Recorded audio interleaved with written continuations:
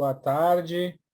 Eu quero começar, então, falando para vocês dos objetivos da palestra, que no meu caso aqui é atuar como carteiro, ou seja, de trazer, né, informações que, embora eu ainda não consiga, certamente, provavelmente, viver todas, né, eu tenho essa possibilidade de entregar, né, como se fosse uma carta, né, que independesse de mim em vários aspectos. Então, os objetivos dessa palestra seria apresentar um olhar psicoespiritual e possibilidades de bem-estar do ser humano, físico e metafísico, à luz da sabedoria de grandes tradições milenares de saúde, como é o caso da chinesa, da Ayurveda, da Yoga, da Essênia, e das escolas contemporâneas, como a homeopatia, os florais, o higienismo e a naturopatia, ok? A teosofia, alguém falou isso numa palestra, certa vez, na loja Dharma. Então, a teosofia ela seria como um mar que tem praias onde qualquer criança pode se banhar sem nenhum problema, pode brincar na praia, mas ela também tem profundidades onde um gigante precisaria nadar. E hoje, o que nós vamos trabalhar hoje é como se fosse um mar bastante extenso, mas com um palmo de profundidade. Né? Nós não vamos adentrar na profundidade de nada, senão mostrar possibilidades, senão trabalhar, enfim, caminhos que possam ser possíveis a todas as pessoas. Tem um soneto aí que eu não vou ler agora, certo? Mas que fica à disposição de todos. De todas essas décadas, de todo esse tempo que eu estou aqui no plano físico, do que eu consegui reunir em termos de percepção, em termos de sensibilidade, que eu chamo de visão global, está que todos os seres humanos constituem uma fraternidade. Isso é uma ideia que me parece muito nítida. E que todos os seres humanos possuem uma mesma origem, uma mesma natureza essencial e, portanto, igual valor. Né? Nós não temos na humanidade ninguém, absolutamente ninguém, que seja melhor do que o outro. O assassino, o santo não é melhor do que o assassino. No entanto, né, não obstante essa unidade, igualdade essenciais, os seres humanos apresentam capacidades diferenciadas. Ninguém é melhor nem pior do que ninguém, mas nós também não somos iguais. Né? As capacidades humanas elas são diferenciadas em vista desses princípios. Então, a norma, segundo o nosso ver, que deve presidir a justiça, a harmonia possível entre os seres humanos é da igualdade de oportunidades, né? Para o desenvolvimento das capacidades individuais diferenciadas, ok?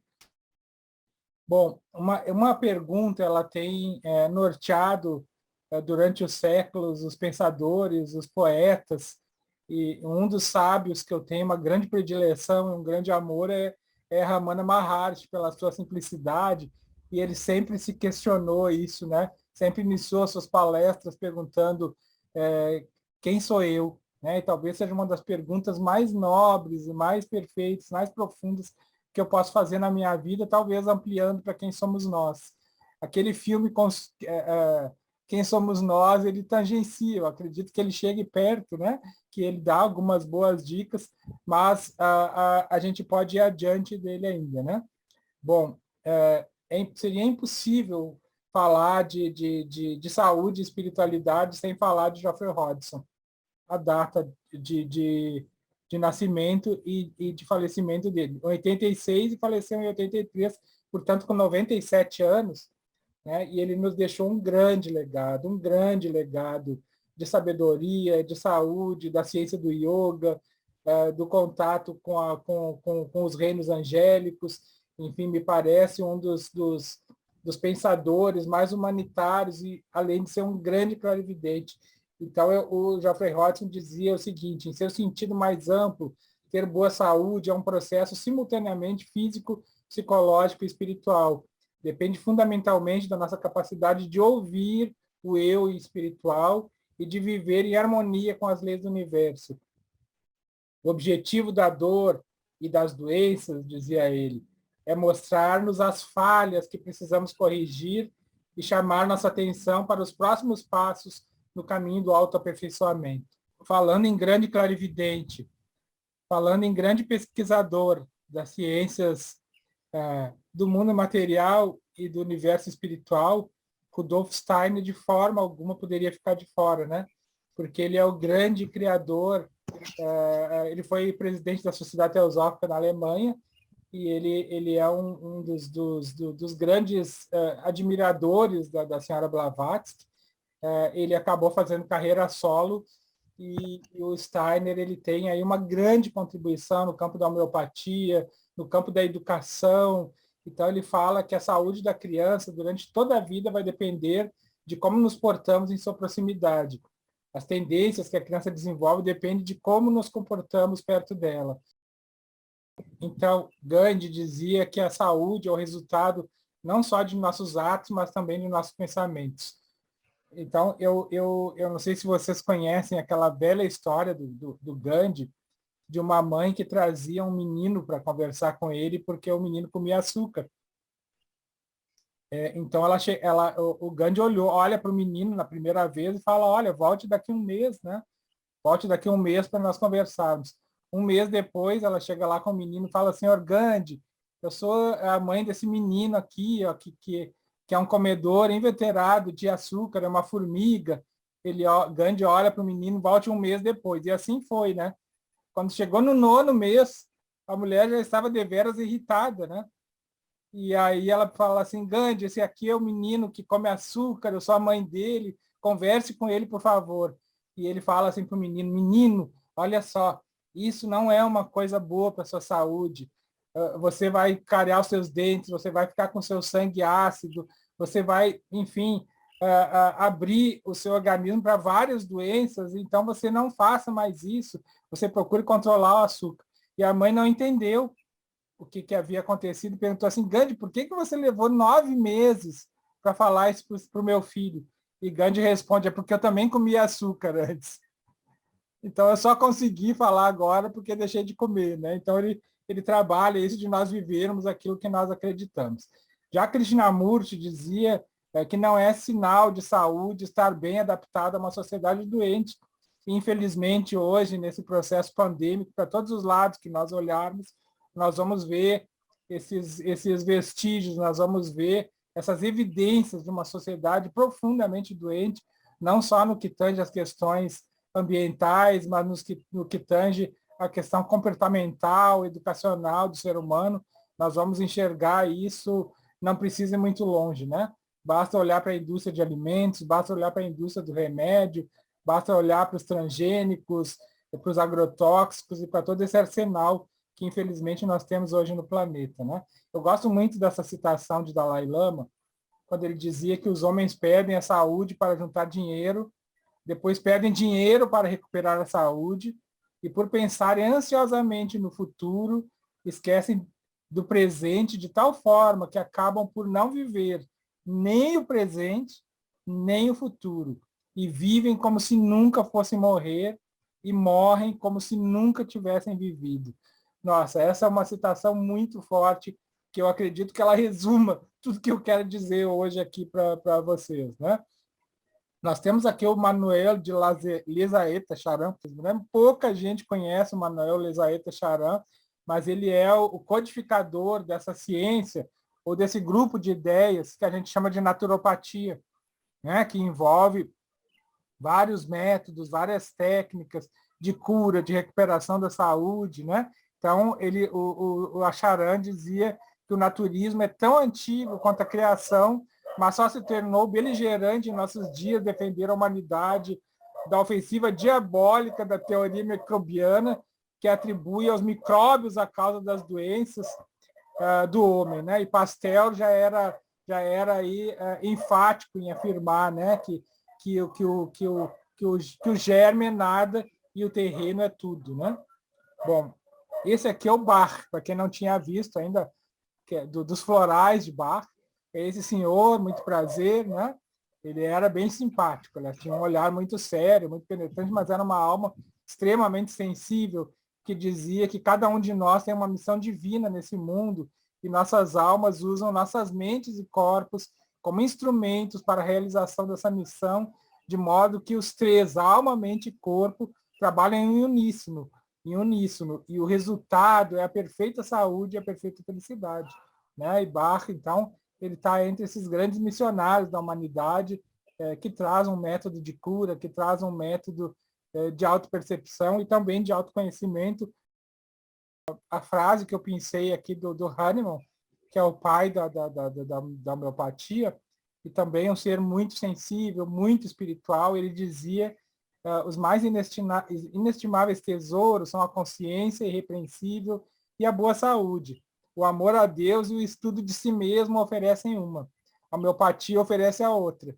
A única e elevada missão do médico é a de restabelecer a saúde do enfermo, que é o que se chama de cura. Então, a obra de Hahnemann, ela é trans-homeopatia, né? Porque ele tem todo um ensinamento de vida, né? Mesmo que ele tenha descoberto o poder desses remédios da natureza, o poder que esses remédios da natureza têm na nossa psique, né? No nosso ser visível e no nosso ser invisível. Que eu lembrei do Hipócrates, né? Que ele não poderia ficar de fora, e o Hipócrates é uma grande chave quando a gente pensa em saúde e espiritualidade, porque Hipócrates é o pai da medicina ocidental e ele era alquimista. Hipócrates trabalhava não só com ervas, mas ele trabalhava com aspectos de magia branca, com aspectos de alquimia, de autotransformação. Então, eu quero que vocês já prestem atenção para o cajado, né, para o caduceu que Hipócrates tem nessa estátua, né, em sua mão. Nós já começamos, então, aqui comparando, né, porque uma dúvida que muita gente tem é que o caduceu de Mercúrio, que é Hermes, né, que está aí à esquerda, que ele seja o símbolo da medicina. Ele tem sido usado também em vários países do mundo, em várias tradições, né, mas o símbolo correto seria o caduceu de Asclépio, ou de Esculápio, que aparece aí à direita. Vocês veem que o caduceu de Mercúrio tem 2 cobras e o caduceu de Asclépio ele tem uma cobra só. Nós temos aqui à esquerda, então, em Mercúrio, em Hermes, esse caduceu de poder que nós vamos trabalhar, que tem a ver com energias mais sutis, com energias mais profundas do ponto de vista da Kundalini, do ponto de vista do eu espiritual, enquanto que o caduceu de Esculápio, essa cobrinha que o indica, ela simboliza o Ki, ela simboliza o prana, ela simboliza a energia vital que está em nós e que são coisas que se completam, né? Bom, aqui nós temos uma arte belíssima, então, do caduceu de Mercúrio, e eu pretendo parar um pouquinho aqui nessa apresentação, porque ela me chamou muita atenção, né? Na verdade, esse centro do caduceu de Mercúrio, ele é uma representação da nossa coluna vertebral. Vocês podem ver aí nesse corpo, né? E cada ponto de encontro onde as 2 serpentes elas sobem em elipse, né? Cada um é um dos chakras, né, da nossa constituição invisível, certo? Então, na verdade, essas 2 serpentes, elas são as energias Ida e Pingala que sobem pelo canal Sushumna, né, iluminando cada lugar que ela passa. Na música do Raul Seixas, que ele fala do trem que sobe, né, ao sertão, de alguma forma ele se refere a isso, né, porque essas energias elas estariam depositadas no osso sacro da coluna, certo? Alguém pode me perguntar, poxa, mas o que um osso, né, lá de trás, assim, da gente, pode ter a ver com sacro? Como é que pode ser dentro do osso está guardada uma energia dessa? Mas não é dentro do osso, é na região, né? É na região correspondente, né? Que todos nós temos essa potencialidade que a gente falava no início, uma potencialidade que deve se desenvolver naturalmente, sem nenhuma provocação, sem nenhum estímulo externo para que ela se desenvolva, né? Mas na medida que ela vai subindo, na medida que ela vai, enfim, se desenvolvendo dentro de nós, esse processo do eu sou, esse processo da maturidade espiritual, esse processo do autopercebimento, né? Ele começa também a acontecer, né? Eu coloquei aqui à direita um pequeno triângulo, certo? Onde eu tento relacionar com essa subida da energia divina né, dos nossos chakras inferiores para os superiores, no que tange ao nosso desenvolvimento humano, no nosso desenvolvimento espiritual, né? Então, sempre quando a gente fala em Deus, sempre quando a gente fala na Trindade, e nós vamos ver essa Trindade em várias tradições humanas, né? Essa Trindade, eu chamei ela aqui com o nome genérico de Eu Sou, porque ela aparece também em várias tradições como Eu Sou, né? O grande universal princípio da Trindade seria o amor, que seria o Pai aqui no cristianismo, né? Nós teríamos o princípio da inteligência ou sabedoria, né? A inteligência, que é no sentido de sabedoria, porque as duas palavras elas são a mesma coisa do ponto de vista semântico, do ponto de vista etimológico, elas têm o mesmo significado, embora usualmente não, né? Nós usamos popularmente inteligência e sabedoria como coisas diferenciadas, mas assim como moral e ética, sabedoria e inteligência elas são a mesma coisa. E nós temos o princípio da vontade também, que seria essa presença de Deus em nós, né? Através do amor que todas as pessoas têm, e nós teríamos como contraparte terrena da vontade o desejo.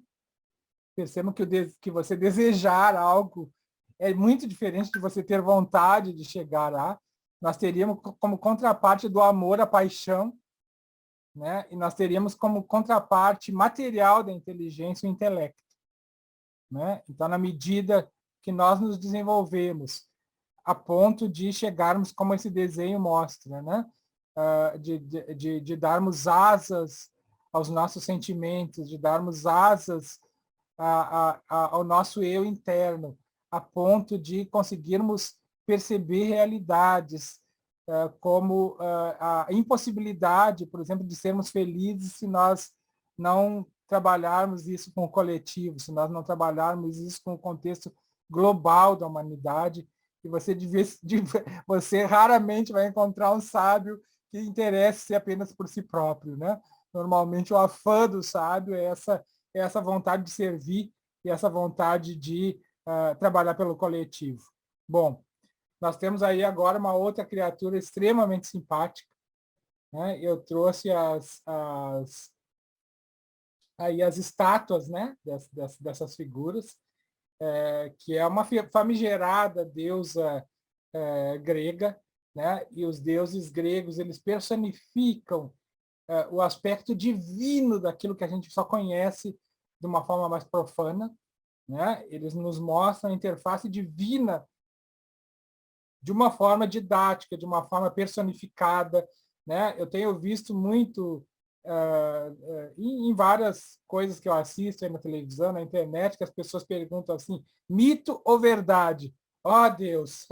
Como se o mito representasse uma mentira, né? E o mito é uma verdade mais verdadeira, porque ele se aplica a várias situações, a vários casos. O Joseph Campbell, um dos maiores mitólogos da humanidade contemporânea, se não me engano, ele ainda tá no corpo, ele fala que os nossos sonhos noturnos são mitos individuais e que os mitos gregos, caldaicos, persas, hindus, eles seriam sonhos coletivos. Olha que bacana. Os sonhos, mitos individuais e os mitos, sonhos coletivos, ok? Então, quando a gente vê o nome de Higiéia, a gente já vai direto para a palavra higiene, assim como a gente está acostumado a pensar em inteligência não como sabedoria, e inteligência fundamentalmente a sabedoria. Mas, na verdade, esse ige de Higiéia, ele tem a ver mais com saúde do que com os conceitos de higiene que a gente conhece, né? Então, ela é a deusa da saúde, ela é filha de Asclépio e ela é irmã de Panaceia. Ora, mas quem é Panaceia, né? Nós estamos numa pandemia hoje, então sempre quando você tiver alguma coisa com pan na frente, você desconfie, né? Porque, na verdade, a deusa Panaceia, ao passo que, então, Higeia é a deusa da promoção da saúde, certo? Enfim, da saúde mental, da saúde física e da limpeza, certo? Panaceia, que tem a ver com a cura para todos os males, certo? Que tem a ver com esse atributo alquímico do remédio que curaria todos os males humanos. Então, eu descobri que existe uma planta, inclusive no Brasil, se vende, aí, chamada panaceia, e que ela, eu não sei se ela cura todos os males, mas ela ajuda muita coisa, né? Principalmente porque ela age no fígado, certo? Ela age no fígado, e quando a gente estuda saúde e espiritualidade, a gente vê que uma das grandes raízes, que um dos grandes órgãos, do ponto de vista oculto, do ponto de vista espiritual, é o fígado, e quando esse fígado está danificado, todo o nosso processo de sensibilidade ele fica também comprometido. Aliás, eu quero voltar um pouquinho aqui, gente. O Rudolf Steiner, ele, sabedor disso agora que eu estou falando, ele criou um produto, na época, uma alquimia, vamos dizer assim, que se chama hepatodorum, que é um remédio que é um misto de homeopatia e fitoterapia, e que é uma das melhores sinergias para o complexo hepático. Aqui nós temos novamente, então, o caduceu de mercúrio e de esculápio. Eu aproveitei, inclusive, para colocar ali no meio esse símbolo do cifrão, né? Que muita gente pensa que é um S com os pauzinhos no meio, né? Mas, na verdade, esse S que a gente usa para o cifrão, ele tem a ver com esses caduceus. É uma adaptação que houve, né? No caso aqui do caduceu de Mercúrio, se vocês forem ver, podem até se perguntar, mas como, né?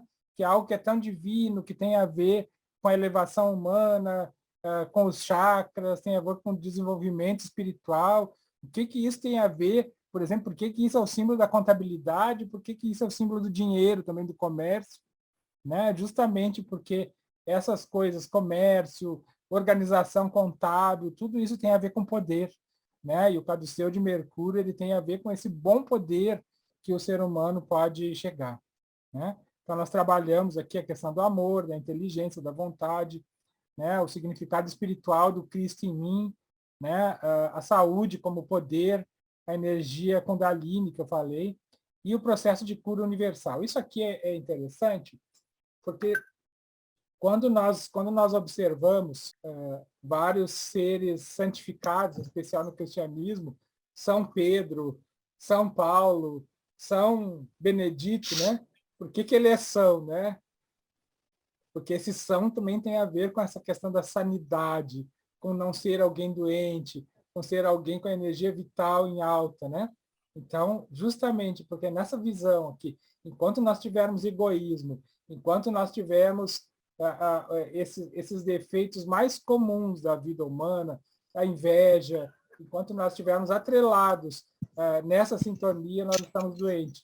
Uma visão mais profunda de saúde e de doença apontaria para o fato que o egoísmo, que a luxúria, que, enfim, esse rol de defeitos humanos ou de emoções humanas não equilibradas, eles gerariam todos os outros problemas físicos, de ordem física, tá?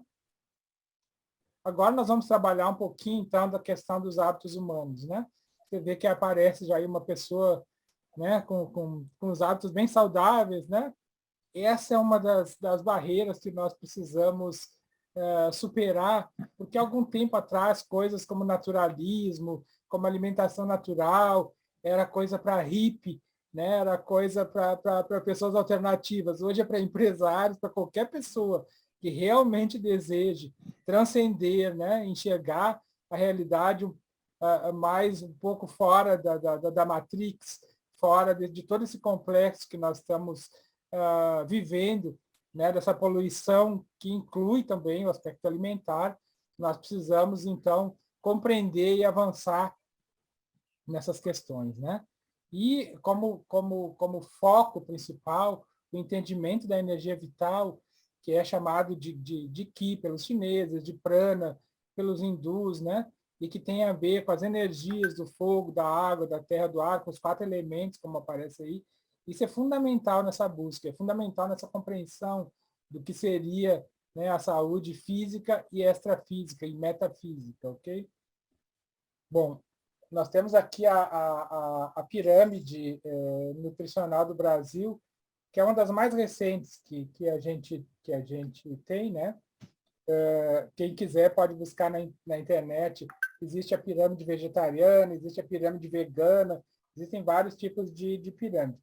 Mas como a maioria das pessoas ainda está submissa a esse tipo de visão, né, essa pirâmide melhorada hoje colocou a água, por exemplo, que ela não tinha água no passado. A pirâmide alimentar do Ministério da Saúde do Brasil não tinha água. Ela coloca o exercício físico, ela coloca óleos de boa qualidade, né? Traz para baixo coisas que antes estavam em cima. Vocês veem que os produtos de origem animal ficaram bem lá em cima, né? E a gente vai trabalhar agora, né? Porque dentro da obra do Geoffrey Hodgson, que eu falava no início, um dos primeiros ênfases que ele dá é nessa questão da nutrição humana, ok? E nós temos aqui uma overdose de energia vital, né? Que são os alimentos biogênicos, certo? Os alimentos biogênicos são aqueles vivos, certo? Com grande potencial de energia vital, normalmente germinados, né? Recém-colhidos da horta, as saladas cruas que compõem esse tipo de alimento, né? Então, eu pergunto quem aqui entre nós, quem está aqui nessa palestra, que consegue diariamente, ter esse tipo de hábito, diariamente consumir alimentos vivos, plenos de energia vital, certo? Recentemente germinados, a coisa mais fácil de fazer, né? Se você procurar na internet hoje é super simples de produzir brotos caseiros, mas a gente se auto-sabota não fazendo, né? Inclusive o impacto na própria sensibilidade espiritual é muito grande na medida que, por exemplo, esse broto de alfafa que aparece aí, dos 108 nutrientes que nós precisamos, isso é uma coisa interessante porque os japamalas de várias tradições humanas, eles têm 108 contas, né? Então, são 108 os nutrientes que nós precisamos, e dos 108, esse broto que você vê aí, eles têm em torno de 102. Tá? Ou seja, tem quase tudo que a gente precisa em termos de nutriente, e nós não estamos falando aqui ainda de energia vital, que ele também é pleno de vida. Né? Se nós desejamos ter vida, se nós desejamos realmente vitalidade, se nós realmente desejamos aproveitar a nossa encarnação física aqui nesse mundo fenomênico, para evoluir, principalmente evoluir através do serviço incondicional, né? Esse tipo de combustível ele é essencial para nós. E sem ele a jornada vai ser muito difícil, né? Sobretudo nesses tempos de Kali Yuga, onde realmente os desafios humanos, né? Vide pandemia, e as pandemias que certamente ainda virão pelo comportamento ecológico do ser humano, né? Mas nós precisamos, então, desse cuidado fundamental, né, todos os dias. Isso é para ser consumido todos os dias e mais do que uma vez por dia. Não é só quando a gente vai no restaurante comer um brotinho, não, tá? Bom, se os biogênicos são alimentos vivos, com energia vital, germinados, recém-colhidos, saladas cruas, os bioativos, então, eles seriam os alimentos onde a energia vital já não é mais tão declarada, já não é mais tão ativa quanto lá nos biogênicos, certo? No caso, eles seriam alimentos também vivos, que não passaram por processo nenhum industrial, né? As saladas cruas, alguns marinados também, que você coloca lá na panela e apenas aquece, né? E alguns desidratados, eles são bioativos. Dentro dos bioativos e dos biogênicos, nós temos a concepção de alimento vivo. E o Geoffrey Hodgson, nos últimos 10 anos da sua vida, ele só consumiu alimentos crus, né? E deixou assim uma obra que, se a gente conseguir deixar 1%, já seremos admiráveis, certo? Então, esse resgate do alimento vivo, ele é absolutamente fundamental para a vida de todos nós. Mas, espera aí, quanto que eu como disso? Geoffrey Hodgson comia apenas cru, né? Nós temos outros conhecidos do mundo contemporâneo que consomem apenas cru também. Eu digo para vocês que não é nada fácil, né? Não é nada fácil, até porque o nosso organismo ele acostumou-se com algumas coisas pré-digeridas, com alguns alimentos pré-digeridos pelo fogo, então ele tem alguma dificuldade, precisa ser aos poucos. Mas se nós conseguirmos hoje 50%, metade dos alimentos que nós comemos, que eles sejam crus, nós já teremos aí um grande benefício de vida. Nós já teremos uma facilidade maior de dormir, uma facilidade maior de acordar, uma facilidade maior de sentir, e dentro desse sentir aí eu incluiria empatia, que é perceber mais o próximo, né? Ah, Pimentel, mas o que essas coisas têm a ver com aquilo que eu como? Diretamente nenhuma, mas indiretamente, como eu tenho um veículo físico, que é um hardware, né, do ponto de vista da ciência da informática. Se eu não fornecer para ele o software correto, vai ser difícil ele funcionar. Né? Existem minerais hoje, estudos da doutora Clara Brandão, eu cheguei a estar com ela em Brasília algumas vezes, mostram que existem minerais que, se você não consumir esses minerais, você não tem autoestima. São minerais que eles influenciam diretamente a autoestima humana, ok?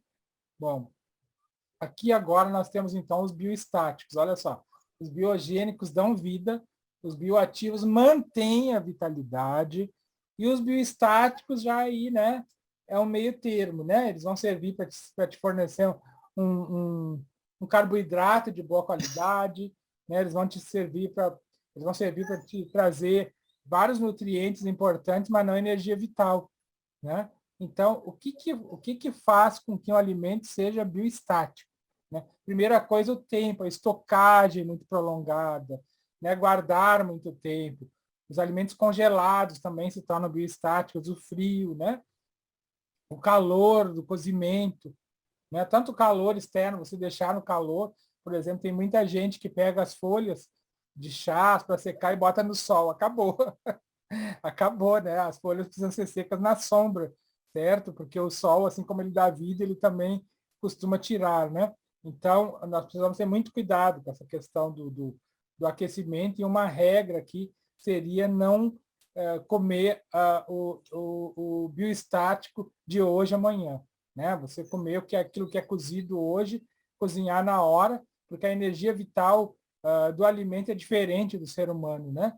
Quando a gente desencarna, ela sai mais rapidamente, mas no vegetal ela leva, a foto Killian mostra isso, que ela leva mais tempo para sair do vegetal, a energia vital, do que do nosso corpo animal, né? Então, quando a gente consome alimentos bioestáticos, muitos deles ainda têm um grande potencial de energia vital, não todos, né? Se você pegar um arroz branco que veio lá dentro do saco, nesse aí já não tem mais nada. Mas se você, por exemplo, uma regra que eu quero deixar aqui, gente, para bioestático, certo? É sempre você germinar no dia anterior. Né? Aqui em casa a gente bota o arroz integral de molho, depois ele cozinha em 15 minutos, a gente coloca o feijão de molho sempre, né? E tudo que você puder deixar de molho para despertar a vida vai ser muito interessante, né? Porque a energia vital, mesmo cozinhando, ela não vai embora de todo, né? E você pode ainda aproveitar algumas partes dela, ok? Bom, se é verdade que os bioativos, que os biogênicos dão a vida, os bioativos mantêm a vida, os alimentos bioativos. Os bioestáticos paralisam a vida. Você vai ver daqueles meninos que ficam só lá no computador, né? Com aqueles olhinhos estáticos, né? Que normalmente o que ele tem do lado já não é mais biogênico, já não é mais bioativo, não é mais bioestático, porque ele não tem fruta do lado, ele costuma ter do lado de si normalmente um refrigerante, uma bolacha recheada, né? E esses aí se enquadram na categoria dos biocídicos, né? Os biocídicos são aqueles que tiram a vitalidade humana.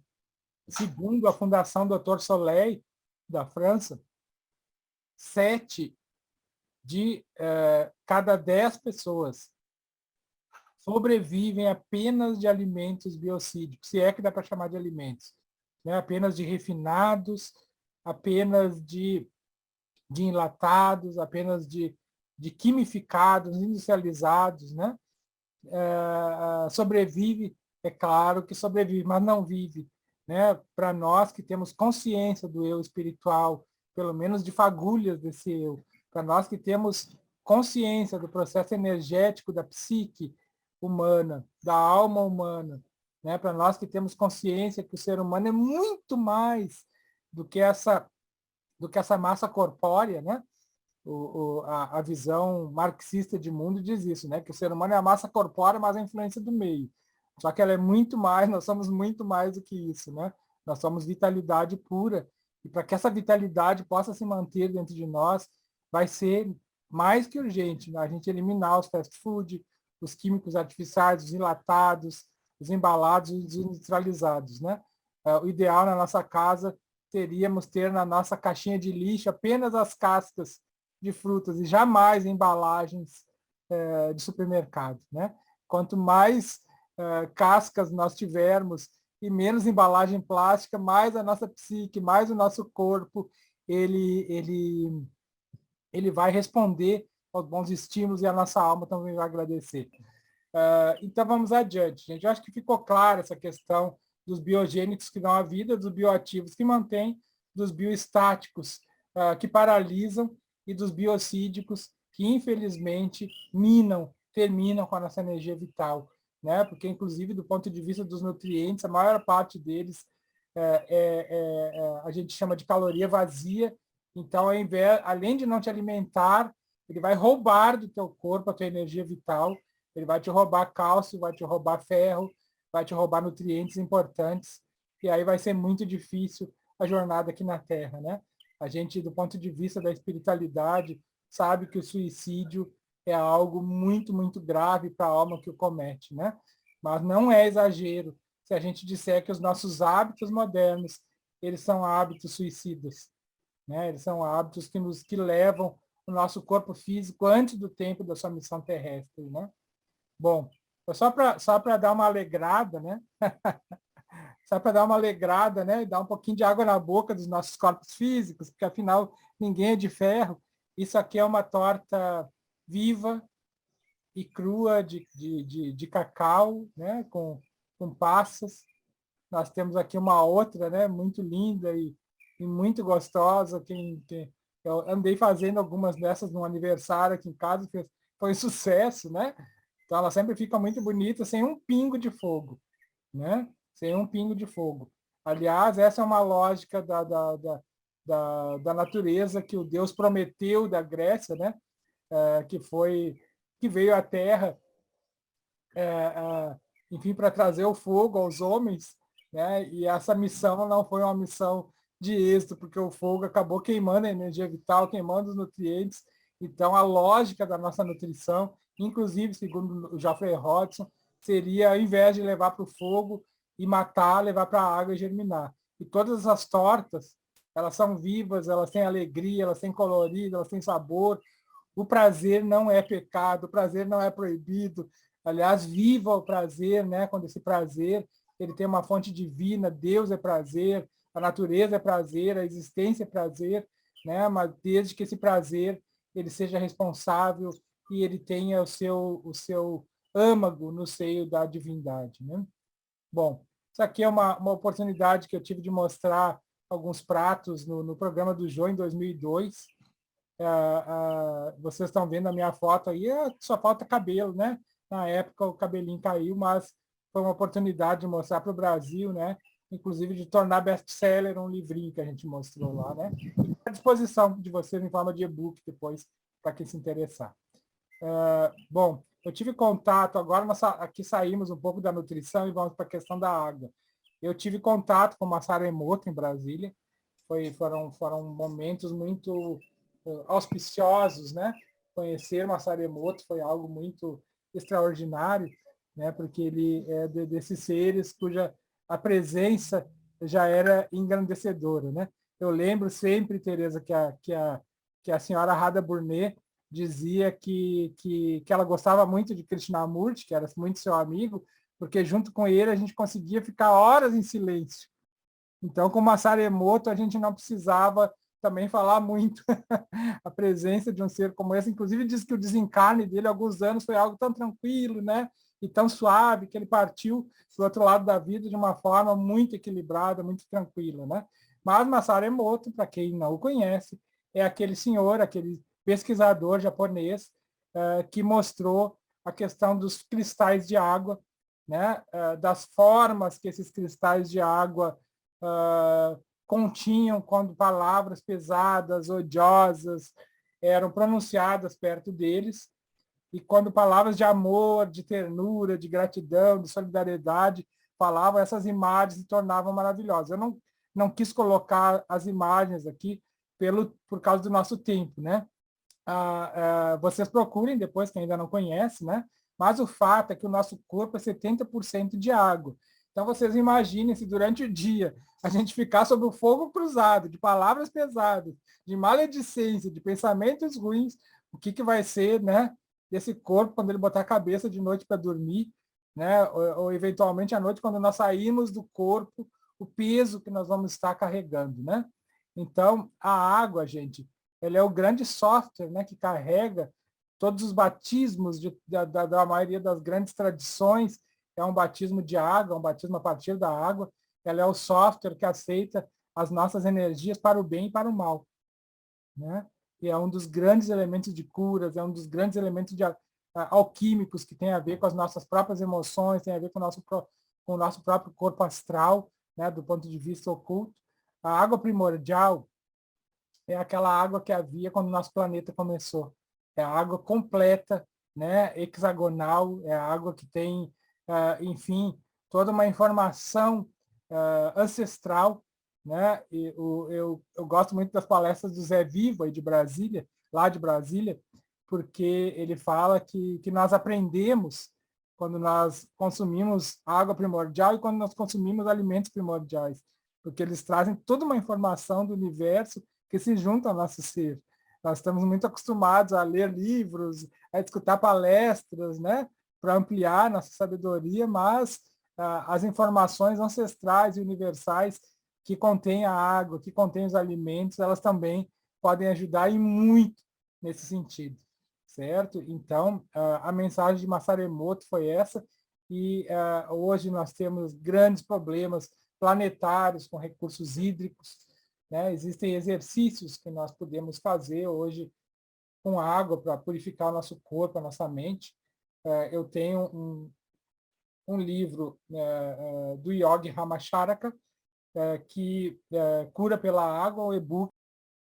Cuidar do exercício, né? Colocar nesse exercício físico a intenção para que haja o desbloqueio das nossas juntas, do nosso sistema estrutural, né? Da nossa circulação, da nossa digestão, né? Para que a respiração possa voltar a ser profunda, né? E a nossa imunidade possa, então, ser uma imunidade mais precisa para que a alma possa agir através do corpo, para que a luz que é a nossa mente, que é o nosso eu interno, possa realmente brilhar através da lâmpada que é o nosso corpo, né? Vocês imaginem uma lâmpada toda suja de gordura, né? Toda besuntada, né? Com óleos, como é que a luz sairia? Então, essa é a mesma coisa.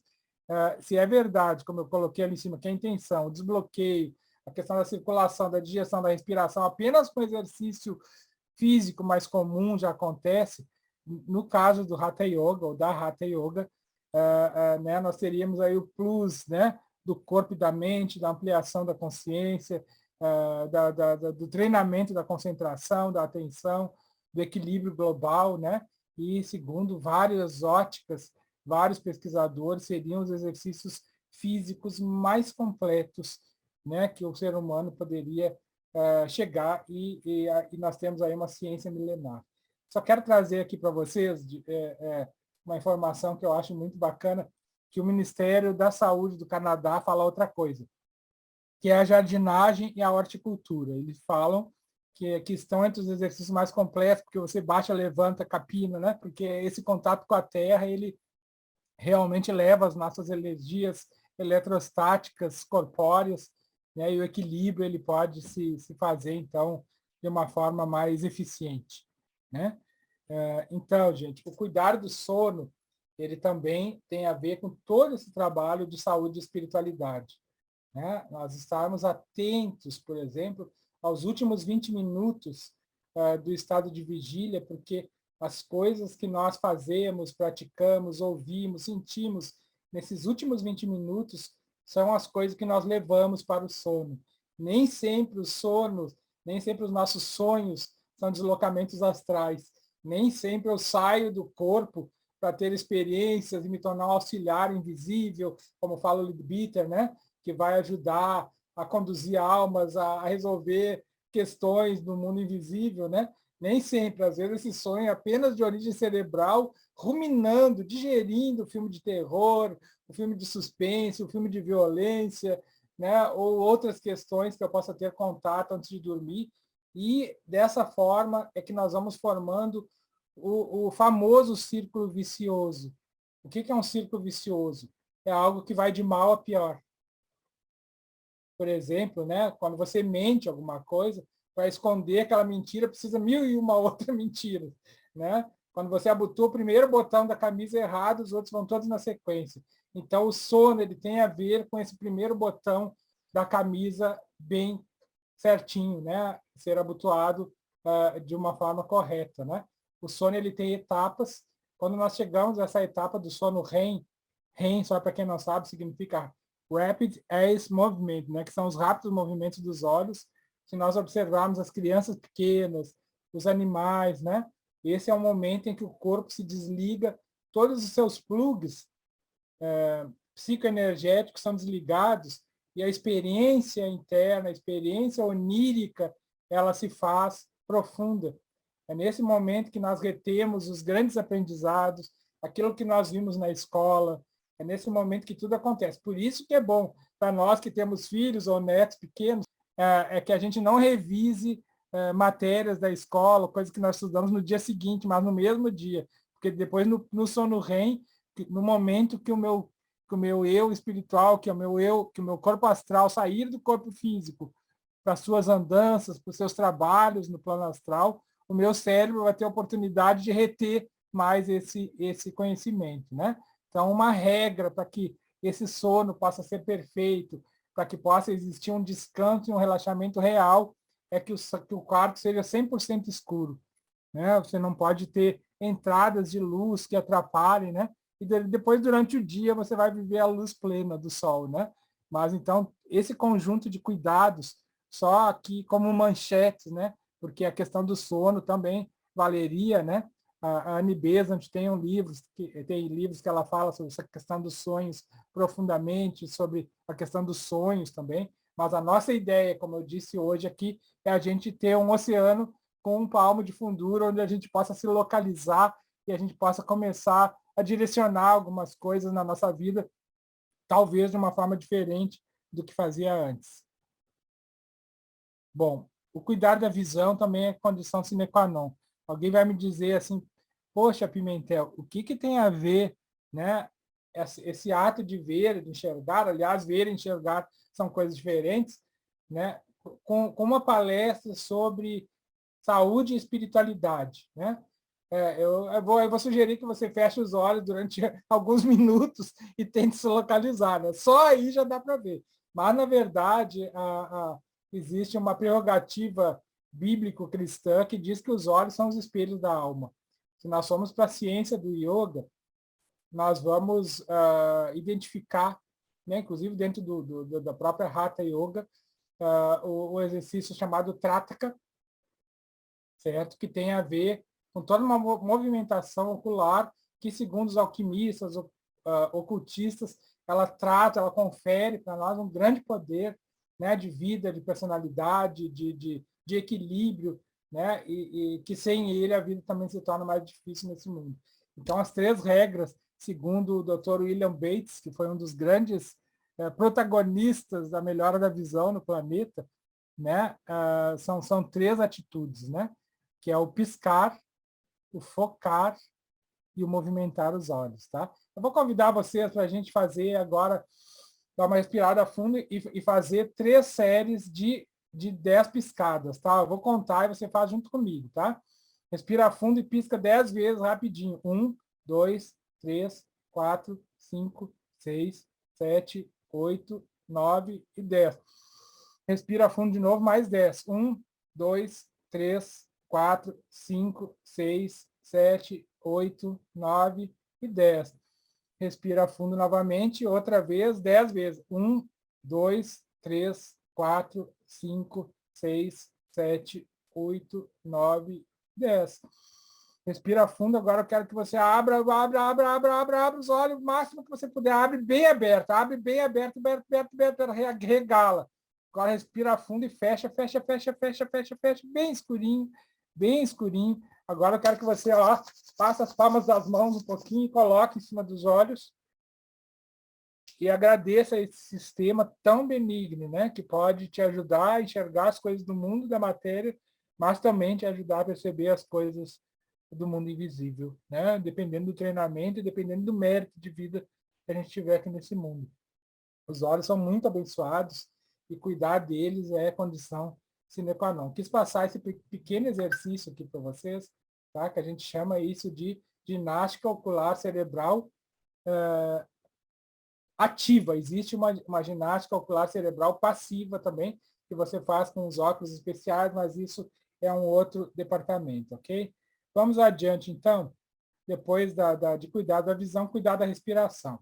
Gente, a respiração ela é também uma das condições básicas para o desenvolvimento espiritual, se nós queremos aproveitar a nossa vida aqui na Terra, não apenas para existir, mas para viver realmente, viver no sentido de servir e servir no sentido de evoluir, de crescer, de capacitar-se para servir, né? Como diz na obra de Krishnamurti, não para que o mundo me veja, não porque ser útil, não ser uma pessoa útil para que o mundo me adorme, ou, né, ou para que o mundo me admire, mas para que eu possa ser sabiamente útil, né?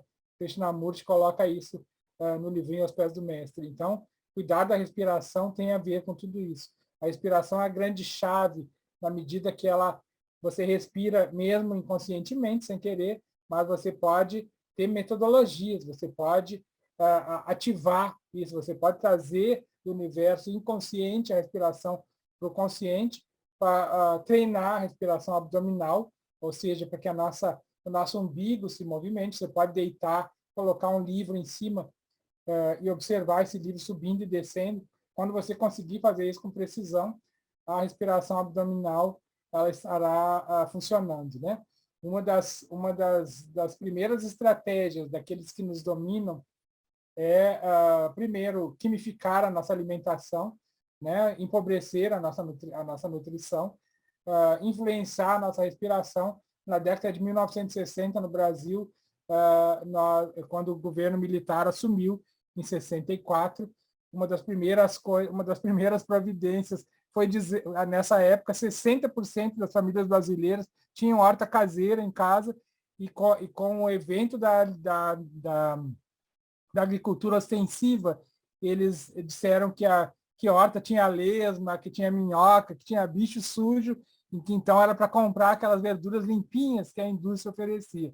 E a respiração também, que era para tirar a respiração da barriga e inchar o peito, porque aí você leva 50% a menos de oxigênio para dentro do seu corpo, você pensa menos, você reflete menos, você se torna uma pessoa mais limitada.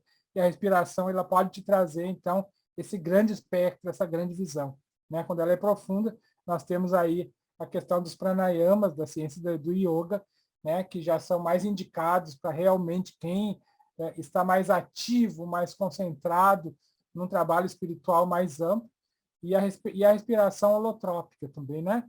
Que não é só aqui a título de citação, né? Mas a respiração holotrópica, para as pessoas que a praticam, ela tem um poder avassalador, inclusive semelhante a drogas, né? Na medida que o cérebro fica hiperoxigenado e dessa forma a pessoa tem visões e tal. Mas isso aqui é apenas para que a gente possa ver como a respiração é algo extraordinário para o bem e para o mal, né? Da forma que você quiser utilizá-la, né? Mas obviamente que o nosso intuito, que o nosso estímulo aqui é trabalhar esse processo de uma forma integrada, de uma forma escalonada, né? Dentro da nossa maturidade psicoespiritual, né? Daquilo que a gente possa fazer, possa alcançar, né? Para a gente, enfim, dar um passo de cada vez e trilhar essa escada de Jacó, né? O de Jacob da Bíblia, que nos leva ao autoconhecimento. Bom, quando a gente trabalha de higiene, quando a gente fala sobre higiene, eu tenho um vídeo só sobre higiene profunda, certo? Depois, se vocês procurarem no YouTube, bota lá Alexandre Pimentel, higiene profunda, eu trabalho um pouco mais, inclusive com enemas, com lavagens intestinais, que são comuns aos iogues da Índia, né? Lavar o intestino via anal, né? Aplicar água, isso também pode ser feito com a própria urina humana, com excelentes benefícios, né? Essa ciência da terapia real, da urinoterapia, ela tem se mostrado profundamente curativa, eficiente, né? E melhor dessa forma, em forma de enema, em forma de clíster, do que propriamente ingerida, como algumas pessoas fazem. O cuidado com os dentes, ele é uma condição muito, muito importante, na medida que as infiltrações dentárias, algumas delas vão acabar no coração. Existem muitos ataques cardíacos que têm a ver diretamente com os dentes, né? Como no nosso corpo, tudo tem a ver com tudo. Nós podemos ter grandes desconfortos psicofísicos, magnéticos, apenas por não cuidar dos dentes, né? A higiene da boca é uma condição também profunda, e ela tem a ver também muito com os tipos de alimentos que nós comemos, né? Vocês veem que algumas coisas, por exemplo, as pessoas que têm hábito de comer alimentos animais, bacon, defumado, como isso demora para sair da boca. E não é por acaso, porque ficam lá as partículas mesmo, né? Então, essa higiene da boca e do nariz, inclusive existem técnicas hindu yogis que te ensinam a você a colocar água pela narina. Existe um aparelho hoje chamado Lota, que é milenar, mas no Brasil nós temos um chamado Nasalpot, que te ajuda a colocar água por uma narina e sair pela outra, né? Se você pesquisar isso, você vai ver que bacana no primeiro momento dá uma afogadinha, mas depois que a gente se acostuma é bem tranquilo, né? A limpeza dos ouvidos, a limpeza do estômago, né? Principalmente com a ingesta de água e de muitas fibras de origem vegetal cruas, a limpeza intestinal, como eu falava agora, também do intestino reto, aí via anal, né? com banhos, com lavagens, né? A lavagem íntima, né? Principalmente da mulher, que tem uma flora vaginal muito delicada, então é preciso ter muito cuidado com sabonetes, com produtos químicos que cheguem até aí, né? A gente precisa, olhar hoje para o nosso banheiro, quando a gente entrar no banheiro, e retirar dele todo aquele colorido, de sabonete colorido, de shampoo colorido, todas aquelas marcas, aquela coisa. Isso aí pode ser substituído por um sabão de coco, isso aí pode ser substituído por um sabão de glicerina neutro, e o sabão é o mínimo possível que se deve utilizar, né, para que a higiene possa ser realmente completa, porque muitos são os casos dos banhos que sujam as pessoas, porque quando você toma banho muito quente, usa sabonete, eu chamo aqui em casa que é sabonete de totó, né? Porque a gente brinca que é sabonete feito de cachorro. Na verdade, eles são feitos de porcos, de suínos, de bois, né? Eles são produtos de origem animal, mas eles entram nos nossos poros quando a água quente do chuveiro abre, e depois, quando nós saímos, os poros se fecham com o sabonete lá dentro, então o banho que seria para limpar acaba sujando mais. Então, se a nossa busca é uma busca mais profunda, o nosso banho, o nosso processo de higiene, ele deve ser completamente revisado. Completamente revisado. E os grandes yogis e yogis mais modernos também, ou professores de yoga, como é o caso do professor Hermógenes, ele tem técnicas nos seus livros maravilhosas, maravilhosas, de higiene, tanto interna quanto externa, né? Tanto dos nossos pulmões, do intestino, do estômago, dos ouvidos, nariz, boca, dente, quanto das nossas emoções, da nossa mente, como nós vamos ver agora a seguir, tá? Então, cuidar das emoções e dos pensamentos, né? Nós vivemos hoje numa sociedade em sofrimento, né? Da ansiedade por causa do futuro, da depressão por causa do passado, uma série de síndromes, né? Que a gente nem consegue numerar aqui agora, mas a mais famigerada é a síndrome de pânico, né? Então, todas essas técnicas dos banhos, a alimentação, a respiração, ao relax, né? Tudo isso vai nos trazer de volta, pode nos trazer de volta essa essência fundamental daquilo que nós somos e esquecemos, e retirar da nossa vida, a partir de um significado maior, né? Todo esse sofrimento que em muitos momentos, muitas vezes, é desnecessário. Bom, então, no que tange ao relaxamento e controle dos nervos, né? Isso é uma coisa que o senhor Geoffrey Hodgson bate muito na sua obra, né? Que você não consegue realmente um desenvolvimento espiritual coerente se você não tiver esse autodomínio, né? Isso é comum na grande maioria dos pensadores que atuam, né? Na filosofia oculta, na filosofia espiritual, né? Que existe uma prerrogativa muito interessante nesse sentido, que é aquela velha máxima e popular que Deus não te dá o frio que tu não consiga suportar, que tu não tens o cobertor, né? Então, hoje, a ansiedade, a depressão, esses processos mórbidos e cotidianos, patológicos da sociedade urbana industrial, eles são profundamente possível você superar esses estados, né, se abrir mão de ferramentas simples como essas que nós falamos aqui. Veja bem, eu estou falando simples e não fácil. Tá? Dentro só voltando um pouquinho na questão da higiene anterior aqui, o banho alternado, duas sugestões importantes seria o banho alternado, que são 11 banhos, 11 minutos de banho, sendo um quente e um frio, 1 minuto quente, 1 minuto frio. Você começa sempre pelo frio, para não ter choque térmico, certo? E isso costuma, naturalmente, eliminar a maioria dos agentes patogênicos, dos vírus, das bactérias patogênicas que estejam nos incomodando. E uma outra dica profunda e bacana de higiene natural, de higiene profunda, é de botar o banquinho no vaso na hora de evacuar, para que você possa elevar bastante as pernas. Isso vai fazer você não só evacuar mais fácil, principalmente para as pessoas que ainda têm prisão de ventre, mas vai aumentar o volume fecal, limpando o seu intestino, né, de uma forma mais saudável. Esse ato de levantar as pernas na hora que você está no banho, no vaso do banheiro, aliás, nem deveria existir vaso. O vaso é uma invenção artificial. Nessa questão aqui do relaxamento e controle dos nervos, né? Quando nós passamos a enxergar o sofrimento e a dor, não como uma punição para as nossas vidas, mas como um treinador, como um grande treinador, né? Para que eu possa realmente mostrar minhas capacidades, esse processo todo de acirramento nervoso, ele começa a ir para o lugar, né? A compreensão do meu karma, a compreensão do processo evolutivo, que a vida ela não dá saltos, né?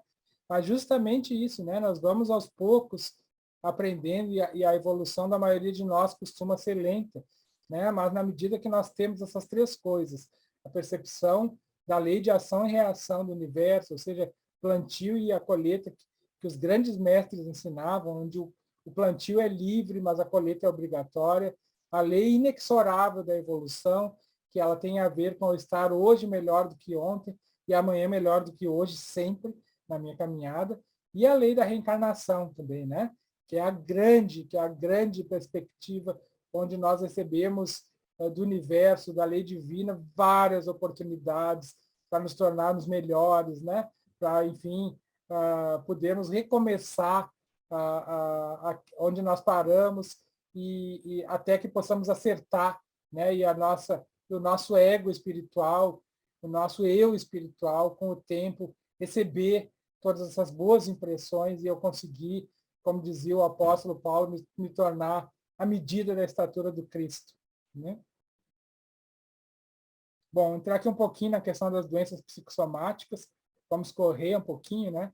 Então, a gente já navegou um pouquinho por mares mais profundos, mas é importante a gente perceber essas sensações, essas condições psicossociais, espirituais que a gente tem vivendo, que o estresse tem um impacto avassalador no coração.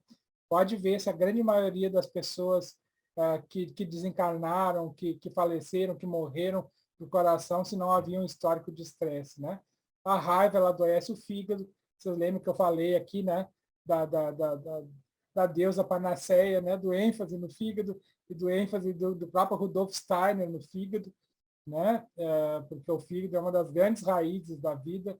Inclusive, lever tem a ver com vida, a própria tradução dele do inglês, né?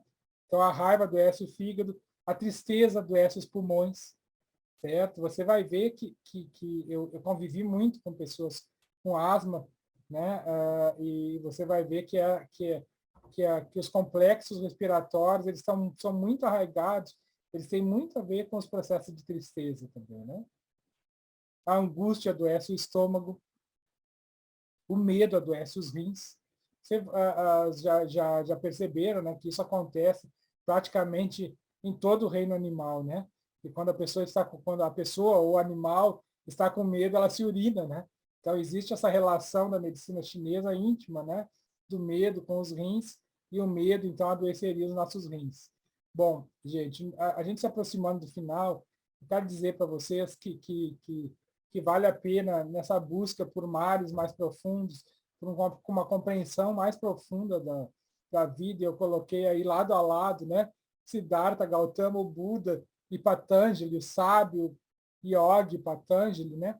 E eles têm um ensinamento muito básico, muito fundamental, de que toda a saúde ela começa pela higiene, né? Ela começa pela limpeza física, pela limpeza emocional, né? Eu quero trazer aqui para vocês esse estímulo para que leiam os Yoga Sutras de Patanjali, né? Porque é uma obra fundamental para toda pessoa que realmente deseja dar passos mais significativos nesse mundo, né? E o budismo também é uma vertente, é um olhar, né, uma filosofia e é uma espiritualidade mais do que importante para nós. Aliás, hoje o tempo me mostrou que o budismo e o cristianismo não são coisas muito diferentes, mas, na verdade, interfaces da mesma moeda, né?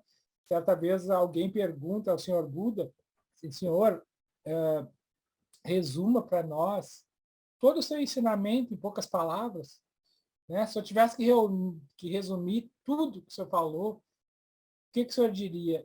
E ele silencia no seu silêncio de meditação e responde: primeira coisa, número 1, deixa de fazer o mal.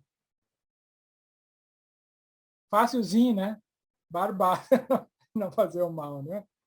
Segunda coisa, número 2, aprende a fazer o bem.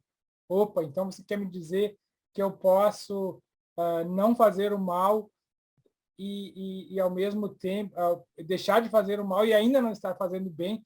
Em tese, não existe neutralidade, mas pode existir algum momento que sim, né? Mas é condição sine qua non, né? Que a gente não só aprenda a fazer o bem, mas como seja um agente, um soldado do bem aqui nesse mundo fenomênico, né? E a terceira condição, então, o terceiro ensinamento que Buda nos passa, a primeira deixa de fazer o mal, aprende a fazer o bem, e a terceira, purifica tua mente e teu coração. Bom, quero aqui resgatar um pouco também, né, da nossa cultura judaico-cristã, especialmente no que tange aos essênios. Nós temos, quando a gente fala de taoísmo e lembra da filosofia chinesa, nós vamos imediatamente para a ciência da acupuntura. Quando nós lembramos do hinduísmo, das correntes da Índia, e pensamos no seu braço de saúde, nós vamos correndo para a Ayurveda, né? Ayur significa saúde e Veda é conhecimento, né? Então, o conhecimento é saúde. E quando nós pensamos no cristianismo, dos essênios, né? Onde, segundo a Márcia Maia, né? Que é a pesquisadora da Universidade de São Paulo, Jesus teria tido um bom estágio lá com os essênios, especialmente dos 13 aos 30 anos, e ele, Jesus traz também, né? Aí na sua mala, quando nós estamos dispostos a abrir essa mala do seu relacionamento com os essênios, ele traz essa ciência da biogenia que corresponde à acupuntura, que corresponde ao Ayurveda, né? Mas dentro das características daquele povo judaico que eram os essênios, né? Então, a biogenia consiste basicamente na ampliação da energia vital, principalmente através de alimentos, de respiração, de água, né? E da redução drástica de coisas da nossa vida que nos roubam essa energia vital, vi de músicas, né? Vi de vários ritmos sincopados, vi de vários alimentos que, na verdade, não são alimentos, né? Bom, eu não poderia encerrar essa palestra sem trazer aqui um dos poetas, como poeta que sou também. Aliás, vocês estão convidados a conhecer o meu site, né? Entra lá no alexandrepimentel.com.br e tem um acesso para o blog de poesias, ok? Então, o Walt Whitman, né? O grande poeta americano, eu trouxe aqui uma pequena frase dele que tem muito a ver com tudo que eu procurei cultivar na minha vida.